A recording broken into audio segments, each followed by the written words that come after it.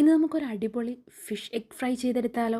അതിനാദ്യം മുട്ടയിലേക്ക് അല്പം ഉപ്പ് ചേർക്കുക.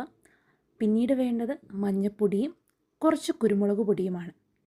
ഇത്രയും ഇട്ടതിന് ശേഷം ഒരു ഫോർക്ക് ഉപയോഗിച്ച് നന്നായിട്ട് മിക്സ് ചെയ്ത് കൊടുക്കുക. മാക്സിമം ഫോർക്ക് കൊണ്ട് തന്നെ ഇളക്കി കൊടുക്കാൻ പ്രത്യേകം ശ്രദ്ധിക്കുക.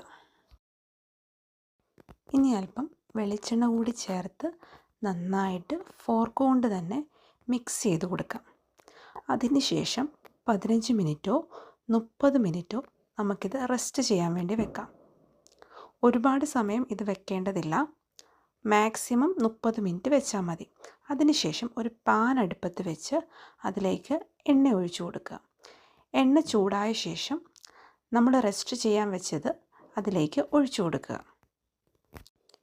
4-5 കറിവേപ്പില കൂടി നമുക്കിതിൻ്റെ കൂടെ ചേർക്കാവുന്നതാണ്.